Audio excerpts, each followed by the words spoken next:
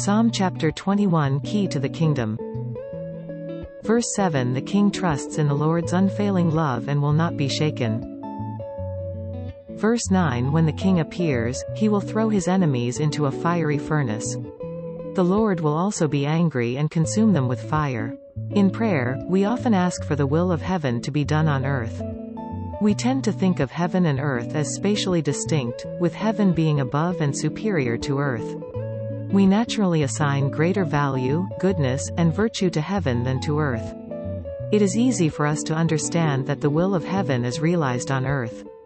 Jesus not only spoke of prayer from top to bottom, but also spoke of the opposite direction from earth to heaven in Matthew chapter 16 and 18.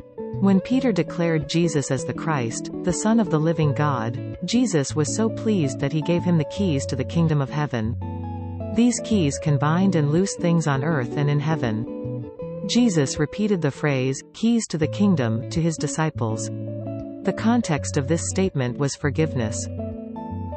If people confess Jesus and forgive each other, then the keys to the kingdom of heaven will work on earth. In Psalm chapter 20 and 21, there are verses that appear to be like the keys to the kingdom of heaven.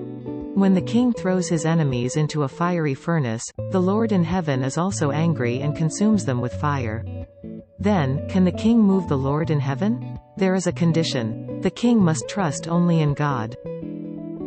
Knowing who Jesus really is, forgiveness, and relying only on God, these three things are the keys to the kingdom of heaven that work on earth.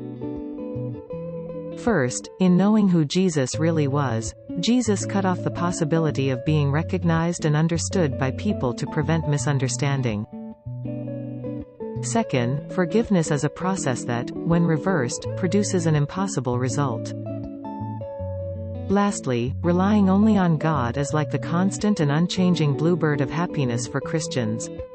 When Jesus praised Peter's confession and said it was revealed to him by heaven, he may have been emphasizing the inclusiveness and confidence of heaven. Even if we don't fully understand who Jesus is, keep slipping in forgiveness, and failing to rely only on God throughout our lives. Heaven gives us the key to the kingdom of heaven with generosity.